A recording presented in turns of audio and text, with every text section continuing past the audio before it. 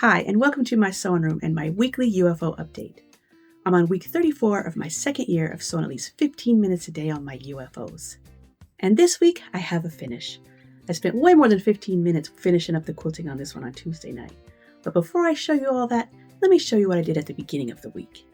I really only worked on this project 4 days this week. When I started Wednesday, I only had 3 rows left to sew, and I finished those up early in the morning, and then I got in the car to head to Atlanta to celebrate my daughter's birthday. The whole family got together about an hour outside of the city for the weekend. We spent a day at the Georgia Aquarium and the rest of the weekend on the lake. I did pack a hand project for you to work on while in the car. Another UFO. My Polka-Dot Dresden quilt. Half the blocks are stitched down and sewn together, but I still have several more that need their Dresden plates hand stitched down. I figured the car would be a perfect place to do that. This UFO started in September of 2012 for the Dots on Dots blog hop. We were challenged to make blocks with dot fabric, and this is what I came up with. I started with this red dot fabric and built the rest of the quilt around it. My goal was to make 12 blocks so I could make a nice size quilt. I showed off the block, which was the main part of the hop, and I even got half the quilt top done. But that's where it sat. I really haven't done much with it that I can remember since then. While I had good intentions, I really only got one block done, as I spent the car ride talking or reading my book instead. But a little progress is better than no progress, and I'll keep it in the car and work on it from time to time as I ride back and forth to work. I'll eventually get closer to finishing this UFO. We left bright and early on Sunday morning as I had to get some kids to the airport in Atlanta by 6 a.m.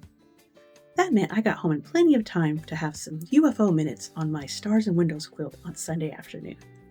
I was a little tired, so I didn't do much, but I did manage to squeeze in about 15 minutes and I got the borders cut and prepped for sewing. The next day it took me almost 30 minutes to pin them on, sew them, and press them, and by the end of the day Monday I had a completed top.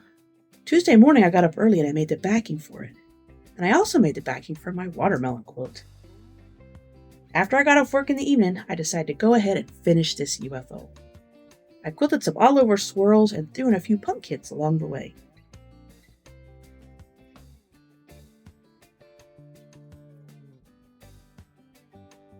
I took it off the frame and I moved on to the binding. By the time I went to bed, I had another UFO knocked off my list. Overall, I feel like this one came together pretty quick. Quicker than some of my other larger UFOs. I think it helped that I was working with big blocks.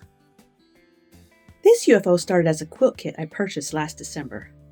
The fabric is Trick or Treat by Riley Blake, and the pattern is Stars and Windows by Flamingo Toes.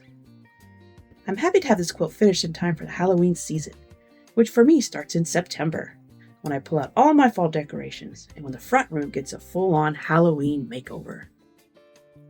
As far as UFOs go for next week, I'm moving my orange spiderweb quilt to the top of the list. I want to get this one quilted and finished in time for Halloween. I'm not sure what UFO I'll pluck off the list after I finish that, so come back next week to see which one I start with and hopefully see another finish. Thanks so much for following along, and until next time, happy sewing.